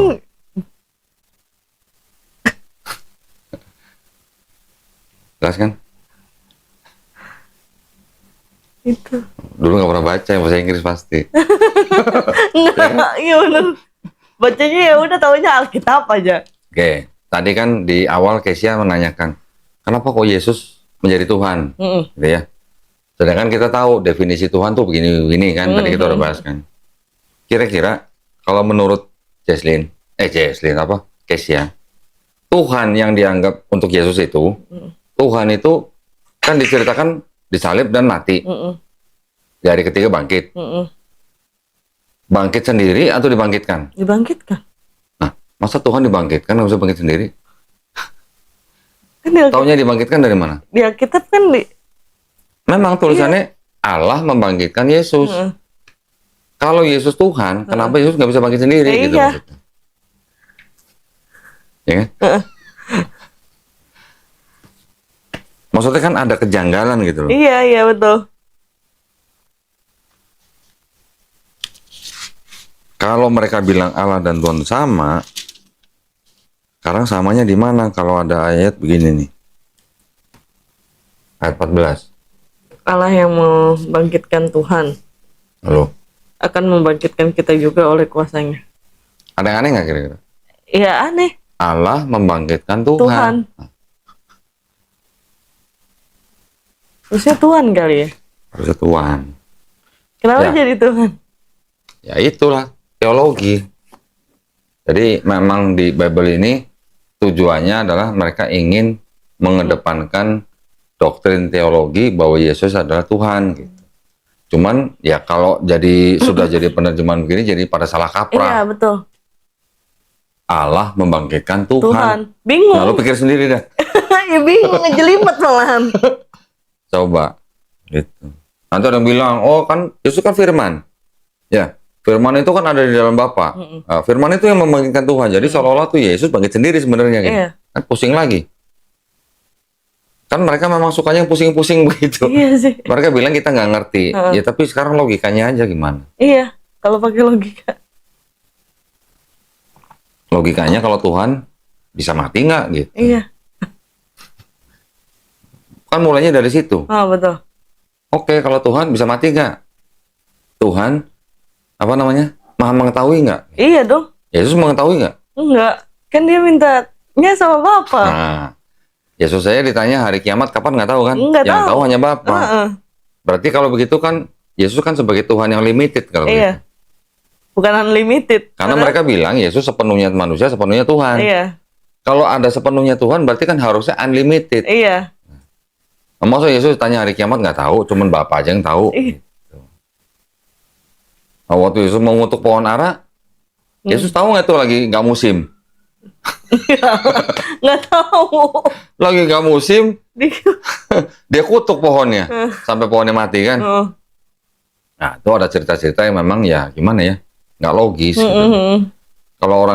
Kalau istilahnya manusia biasa, bukan Tuhan, masih oke lah ya, masih make sense gitu. Kalau Tuhan masa nggak tahu lagi nggak musim pohon sampai dikutuk pohonnya, salah apa gitu pohonnya? Iya betul. Padahal di dalam Perjanjian Lama atau tradisi Yahudi, kita tuh nggak boleh matiin pohon. Itu ada ajaran begitu di Yahudi. Nah ini kalau dibilang Yesus orang Yahudi mengutuk pohon sampai mati, berarti dia sudah melanggar sendiri daripada tradisi Yahudi. Ya tapi kan itu terlepas dari cerita itu benar atau enggak gitu loh. Jadi memang di dalam ini buat kita orang Islam memandang Bible itu ya kita tidak menolak 100%, tetapi kita juga tidak bisa menerima 100%. Nah, Quran yang kita pakai sebagai batu ujiannya, pengoreksinya Quran. Jadi kalau di Bible diceritakan Yesus disalib, mati, bangkit hari ketiga, di Quran disebutkan Isa Al-Masih tidak dibunuh, tidak disalib, tapi yang disalib adalah yang diserupakan. Itu yang jadi batu ujian kita. Karena apa? Karena di akhir abad pertama ya sampai abad kedua itu ada kelompok Kristen yang nggak percaya Yesus yang disalib. Namanya Kristen Basilidean. Ini ada dokumennya. Yang disalib siapa? Simon. Pernah dengar? Simon orang Kirene pernah dengar? Oh iya. Yang manggul salib Yesus. Iya, iya. Nah, Iya, si Yesus kan dibantu manggul salibnya tuh.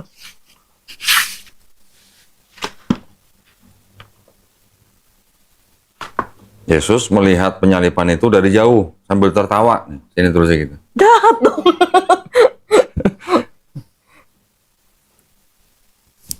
Dan yang disalib adalah Simon orang Kirene gitu. Kok ini diminum ya? Minum loh. Udah dibikinin dari tadi.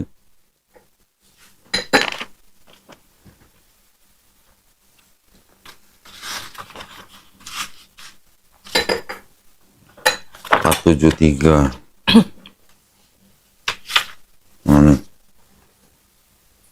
Bahasa Inggris tapi. Diceritakan Yesus melihat dari jauh penyaliban itu, yang disalib adalah Simon orang Kirene. Kalau orang Kristen bilang ini kitab palsu gitu, apokrifa gitu. Karena tidak jelas siapa yang nulis. Lah, 4 gospel juga nggak jelas siapa yang nulis.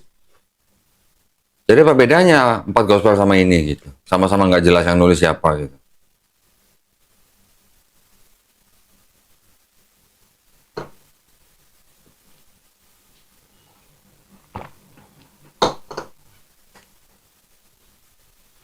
Dia ketawa. Kira-kira Yesus nikah nggak? Enggak. Nah, Enggak. di tradisi Yahudi, kalau orang dibilang rabi, itu syaratnya udah harus nikah. Oh. Yesus di Bible disebut rabi nggak? Tapi. Hah? Biasa sih, Bible disebut rabi enggak? Iya. Iya kan? Bener. Nih, mau gue cariin ayatnya. Ada muridnya Yesus yang manggil Yesus rabi. Iya, iya, ada. Ada.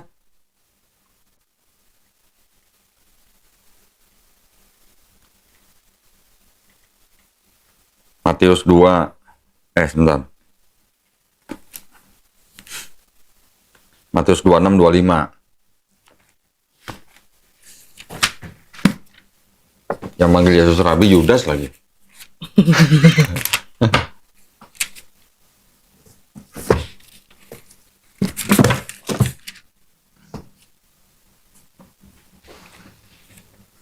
Iya bener. Pas bener. Yudas yang hendak menyerahkan dia. Yesus disebut rabi kan? Bukan aku ya Rabi. Engkau telah mengatakannya, kata Yesus. Sekarang kalau ada gospel yang ceritanya begini, kira-kira gimana? Kuning.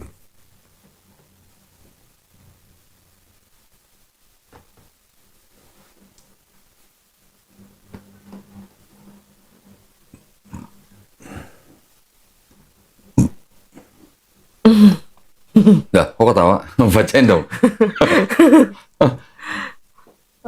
Kalimat terakhir aja. Yang dari The Savior Love. Her more than all the this. Hernya siapa? Hernya itu Maria Magdalena. Mary Magdalene. Terus? More than all this. More than all disciples. And he kissed her often on her mouth. Dia mencium bibirnya.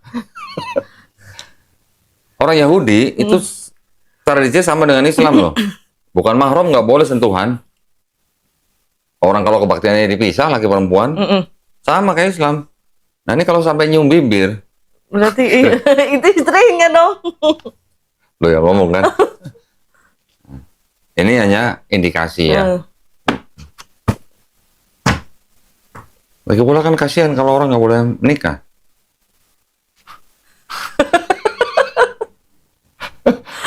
Bener nggak? Bener. Manusia kan fitrahnya ya memang untuk berketurunan gitu, untuk menikah gitu. Karena kalau sampai ada petinggi agama yang nggak boleh nikah, jatuh-jatuhnya apa? Tuh di Perancis ada gereja Katolik, di bawahnya banyak kerangka anak-anak kecil korban pedofil. Serem ya. Yang melakukan siapa? Romonya. Ya pastor-pastor. Ya karena nggak boleh menikah, jadi begitu.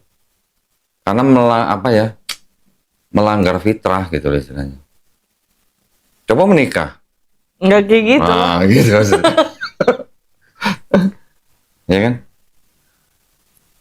Gimana? Ada yang mau tanya lagi? Oh iya, kayak kenapa di Alkitab itu ceritanya Yesus tuh lebih kayak tiba-tiba dia udah gede aja, nggak diceritain tuh. Yang kecil. Oh. Dari umur 12 tahun sampai 30 nggak diceritain. Ya, apa ya? Gini, jadi ada gospel-gospel juga. Ini kan yang 4 gospel, Matius, Markus, Lukas, Yohanes kan disebut gospel ya, ya, kisah tentang Yesus. Tetapi kenapa nggak ada cerita-cerita Yesus yang dari kecil gitu kan? Sebenarnya ada, cuman nggak dimasukin Bible. Nah iya. Nah gitu. Mau tahu ceritanya apa? Apa?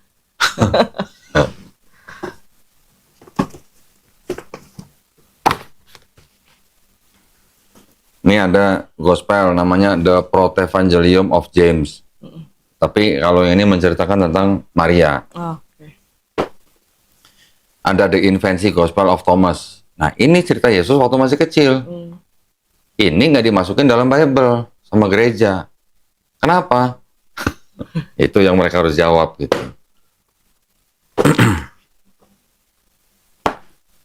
Di sini ceritanya Yesus juga membuat burung dari tanah liat. Ada nggak di Quran? Ada. Ada di sini ceritanya. Ini nggak masuk situ. Nah, ini Kenapa orang Kristen tidak memasukkan ini?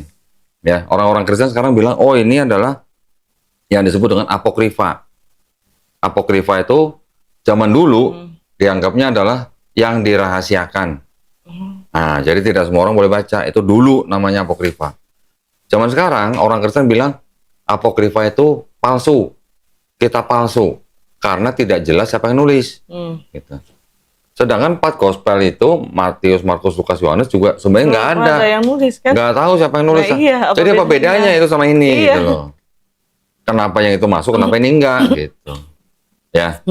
Jadi kalau mau bilang ini dongeng, sebenarnya 4 gospel itu juga dongeng. Iya. Kalau berdasarkan standar ini nggak tahu siapa yang nulis ya. Gitu. Oke. Ada lagi teori, ini teori ya. Ini bukan bagian daripada Bible.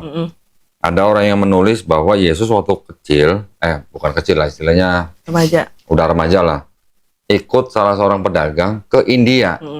Berdagang. Ke India ya. Jadi sampai di India, akhirnya dia sampai ke Nepal, ke Tibet kalau nggak salah. Dia di sebuah wihara apa, diceritakan di situ, sampai akhirnya dia balik lagi ke Palestina, baru melayani setelah usia 30 tahun. Itu ada tulisan begitu. Ya, itu langsung disangka lah sama gereja lah. Tapi akhirnya gereja sampai ngirim ekspedisi juga ke sana gitu. Ya, cari bahwa di sana katanya ada naskah gitu yang dulu katanya tentang Yesus itu dicari, ternyata nggak ada.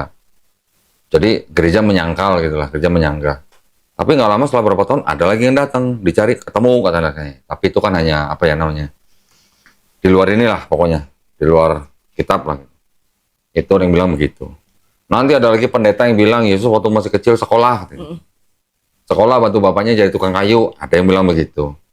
Ya jadi karena memang tidak masuk ke sini, jadi kita tidak punya informasi yang jelas tentang kehidupan Yesus dari mulai dia umur 12 tahun sampai umur 30 tahun. Gitu.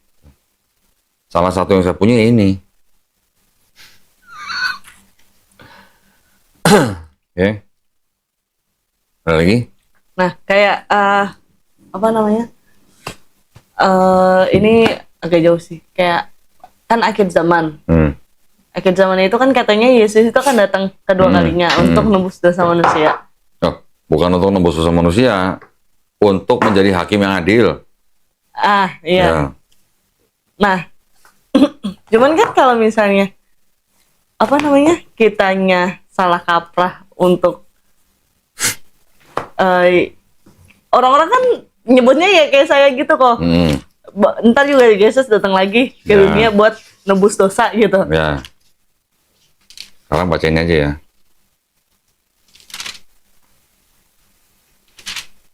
Dari ayat 21 nih sampai 23 nih. Apa katanya? Bukan setiap orang yang berseru kepadaku, Tuhan, Tuhan akan masuk ke dalam kerajaan surga, melainkan dia yang melakukan kehendak Bapakku yang di surga. Pada hari terakhir banyak orang yang akan berseru kepadaku, Tuhan, Tuhan, bukankah kami bernubuat demi namamu dan mengusir setan demi namamu dan mengadakan banyak mukjizat demi namamu juga. Pada waktu itulah aku akan berterus terang kepada mereka dan berkata, aku tidak pernah mengenal kamu, inyalah daripadaku kamu sekalian pembuat kejahatan. Sekarang umat mana yang nyebut Yesus sebagai Tuhan? Kristen. Kristen. Umat mana yang bernubuat dalam nama Yesus? Kristen. Umat mana yang membuat mujizat dalam nama Yesus? Kristen. Umat mana yang mengusir setan dalam nama Yesus? Kristen. Kata Yesus apa? Enyala. Nah lo, gimana dong? Dia aja nggak mau istilahnya. Nah lo, gimana dong?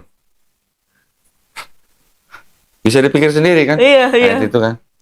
Kita nggak menafsirkan loh. Iya. Kita hanya membaca teks aja. Iya, harusnya kan orang mikir logis dari situ. Sekarang umat mana yang tadi saya bilang nyebut Yesus sebagai Tuhan? Ya umat Kristen. Iya, Kristen Lah kok malah disuruh pergi? Gimana dong? Mau lo diusir sama Yesus? Enggak. Saya kan nggak mengarang. Saya cuma kasih ayat, baca sendiri. Gitu. Betul.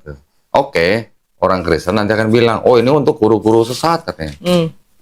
Ini kan perikopnya apa? Hal pengajaran yang sesat. Pengajaran sesat. Tetapi dari ayat-ayat ini, kan kita cuma tinggal nanya tadi yang saya tanya, 4 pertanyaan. Umat mana yang nyebut Yesus Tuhan, umat mana yang membuat nubuat demi nama Yesus, umat mana yang mengusir setan demi nama Yesus, umat mana yang membuat mujizat atas nama Yesus. Iya, betul. Ya semuanya kan Kristen. Iya. Berarti kalau Yesus bilang nyala engkau pembuat kejahatan, berarti di mata Yesus kan yang tadi 4 pertanyaan berarti kan semuanya pembuat kejahatan. Iya, betul. Menyebut Yesus dengan Tuhan. Gitu. Padahal kan di istilahnya perjanjian lama aja Tuhan kan nggak mau jadi manusia. Iya. Nah. Kalau omongan saya kira-kira nggak masuk akal, silakan disanggah. Enggak, tapi emang benar itu. iya. Makanya banyak kok bersimpang Kontradiksi lah gitu ya. bersimpangan gitu antara perjanjian lama dan baru gitu.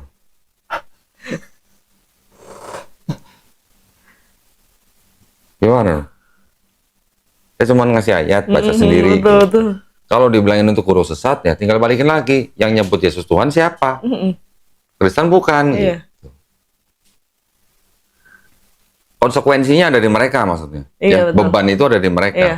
Kalau mereka mau jujur, tidak menyebut Yesus ini sebagai Tuhan, otomatis terjemahnya berubah semua dan maknanya berubah. Iya. Ya kan? Iya, betul. Tapi karena yang membuat Bible ini konsisten dengan mencantumkan Yesus sebagai Tuhan, otomatis konsekuensinya begini.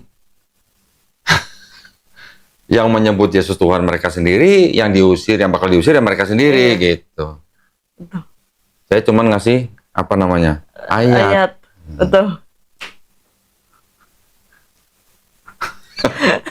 Sebenarnya kan nggak susah gitu lah. Dengan kita menggunakan akal yang sudah dikaruniakan oleh Tuhan untuk mencerna, ya kan? Informasi yang ada di sini, kan kita bisa tahu, oh ini nggak masuk akal, oh ini kontradiksi, oh ini ayat palsu. Dengan akal kan kita bisa sebenarnya mikir, oh ini sebenarnya tidak bisa dipercaya gitu, ya artinya unreliable maksudnya. Dilihat dari siapa yang nulis nggak tahu, dilihat daripada otentitas ayatnya juga kita tadi udah baca. Iya, banyak. Jadi kalau begitu loh bagaimana gitu. Tetapi bukan berarti di dalam sini semuanya ditolak ya. Iya, betul. Masih ada pesan-pesan yang ada kesesuaian dengan Islam. Iya. Saya buka ini. Ulangan. Tapi kalau di perjanjian lama banyak yang mirip dengan lebih Islam. Banyaknya kayaknya yang di perjanjian lama, Diko. Iya nih. Ulangan 6 ayat 4. Dengarlah hai orang Israel, Tuhan itu Allah kita, Tuhan itu Esa. Kasihilah Tuhan Allahmu dengan segenap hatimu dan dengan segenap jiwamu dan dengan segenap kekuatanmu. Dengarlah, hai bangsa Israel kan? Iya. Itu bahasa Ibrani-nya gini, Shema Israel, Iya. Adonai Elohenu, Adonai Ehad.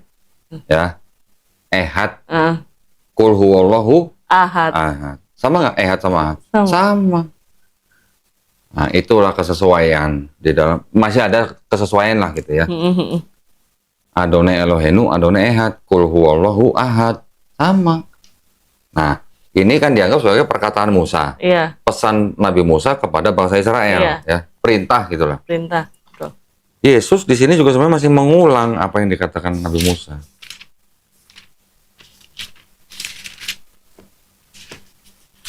Lukas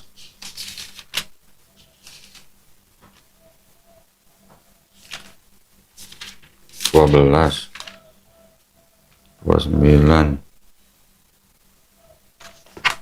ayat 29. Jawab Yesus, hukum yang terutama ialah dengarlah hai orang Israel, Tuhan Allah kita, Tuhan itu Esa. Sama nggak? Sama. Berarti kan Yesus cuma mengulang apa kata Nabi Musa. Iya betul. Yesus kan juga bilangnya apa? Aku datang bukan untuk meniadakan hukum Taurat. Iya betul. Ya kan? Lebih mudah langit dan bumi hancur daripada satu iota dihilangkan. Iya betul. Betul kan? Matius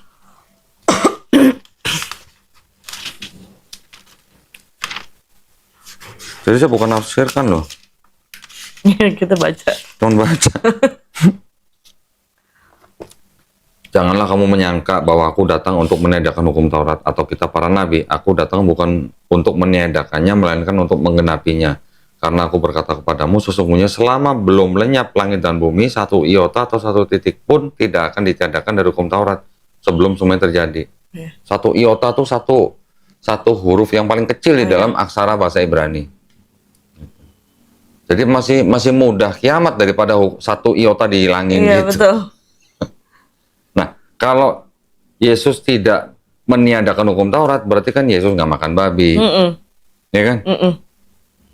Masih mengatakan bahwa Tuhan Allah, Tuhan kita Esa. Iya.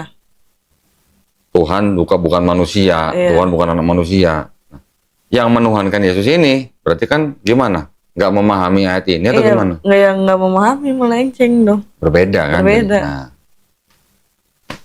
itu yang terjadi dengan Kristen. Kenapa mereka bisa berbeda? Karena mereka masih sangat kental dengan ajaran-ajaran paganisme, sistem-sistem paganisme. Nah, ya, mungkin makanya hari kelahiran Yesus itu jadi tanggal 25 Desember itu juga salah satu dari paganisme. Kalau mau belajar paganisme di dalam Kristen, ini ada bukunya nih. Yang nulis orang Kristen loh nih. Anak misionaris nih. Dia sebutnya apa? The paganism in our. Iya. Jadi agama dia sendiri kan? In our Christianity. Ini banyak banget ini. Belum lagi nanti yang ini. Nah, ini tadi nih. The world 16 crucified saviors. Jadi apa nih? Dunia. 16 juru selamat dunia yang disalib. Christianity before Christ, kekristenan sebelum Kristus. Berarti udah ada konsepnya. Gitu. Ini ada 16 yang dianggap sebagai juru selamat yang disalib. Berarti kalau gitu kisah Yesus disalib untuk menebus dosa manusia bangkit dari ketiga. Apa bedanya itu? Bukan apa bedanya. Berarti kemungkinan besar meneruskan tradisi ini. Tradisi gitu. itu. Meneruskan kepercayaan seperti ini.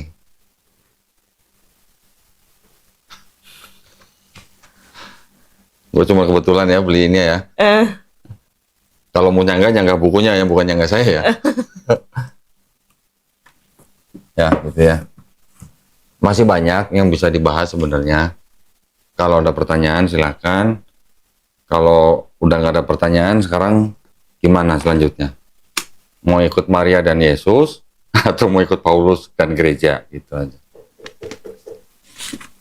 Mau ikut Maria dan Yesus dong. Yesus Muslim bukan? Iya. Nah, jadi? Ya, Muslim. Gimana? Mau masuk Islam? Iya. Alhamdulillah. Udah bener niat, udah mantap niatnya. Oke, saya maksa nggak? Enggak. Enggak ya, saya cuma memberikan fakta ya. Alhamdulillah. Kalau memang sudah mantap, kita siapkan untuk prosesi syahadat. Di dalam Islam ada yang disebut dengan 5 rukun Islam, ya kan? Pertama bersyahadat. Yang kedua, masih ingat dong? Setelah bersyahadat, sholat, zakat, puasa, haji jika mampu. Iya. Ya.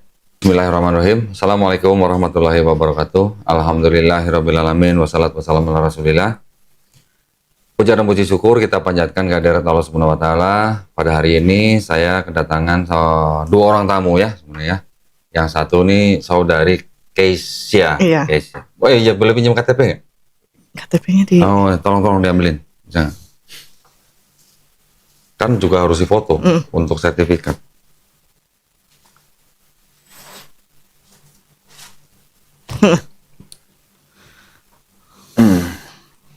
Ini KTP apa paspor?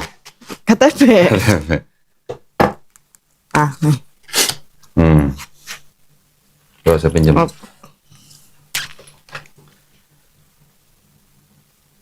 Kesia Aprilia. Oh iya. Kok lahirnya Bulan Mei. nggak bulan April? Jangan ditanya itunya. Salah kasih nama nih kayaknya orang tua nih. Iya, papa kedemenan sama MotoGP.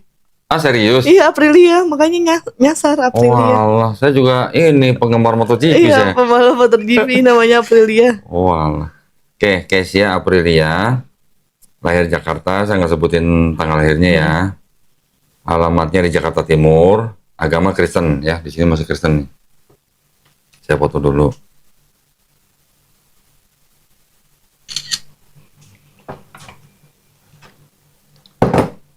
Udah pakai hijab jadi ke Cina. Alhamdulillah pada hari ini saudari Kesia Aprilia menyatakan dirinya untuk mau memeluk Islam. Iya, Betul? Betul. Nih, sebelum kita mengucapkan 2 kalimat syahadat, saya ada 3 pertanyaan. Oke. Ya. Yang pertama, apakah Kesia ini mau masuk atau memeluk Islam ini atas kemauan sendiri atau paksaan dari orang lain? Enggak, kemauan sendiri. Mau sendiri? Iya. Apakah saya memaksa? Enggak. Enggak ya. Apakah Kesia ini masuk karena orang? Enggak. Bukan. Bukan. Karena keyakinan sendiri Iya. ya. Oke. Karena di dalam mengucapkan 2 kalimat syahadat itu memang ada ilmunya, Iya. ya. Tapi mungkin saya tidak usah jelaskan panjang lebar di sini. Yang penting dalam hati Kesia ini sudah meyakini bahwa Allah Subhanahu wa taala itu adalah Maha Esa, ya. Dan Nabi Muhammad SAW adalah utusan Allah. Itu saja sebenarnya yang paling penting. Nanti ada bagian-bagian lain, nanti harus jujur, harus meyakini, harus menerima, harus ikhlas. Dan kurang lebih seperti itulah ya. Nah, yang kedua, apakah Kesia masih ada orang tua? Masih. Masih. Kira-kira apakah orang tua akan menentang? Enggak. Udah sebelumnya juga Sudah tahu semua? Udah tahu semua. Alhamdulillah. Yang ketiga, di dalam Islam ada syariat, ya. Setelah nanti kita bersyahadat, ada sholat, zakat, puasa, haji jika mampu. Oke. Apakah Kesia berjanji untuk melaksanakan syariat ini? Iya, Janji? Oke, alhamdulillah. Jadi tidak ada yang bisa menghalangi Kesia untuk memeluk Islam ya saat ini ya. Sudah pernah dengar 2 kalimat syahadat dalam bahasa Arab? Sudah. Sudah. Saya akan tuntun nanti dalam bahasa Arab, kata per kata. Nanti kita lanjutkan dengan terjemahan bahasa Indonesianya. Oke. Ya, kita mulai ya. Bismillahirrahmanirrahim. Asyhadu alla ilaha illallah wa asyhadu anna Muhammadan Rasulullah. Aku bersaksi tiada Tuhan selain Allah, dan aku bersaksi Nabi Muhammad adalah utusan Allah. Alhamdulillah. Sah ya, saksi? Sah ya? Alhamdulillah. Allahu Akbar. Selamat ya buat Kesia. Sekarang Kesia sudah menjadi seorang Muslim.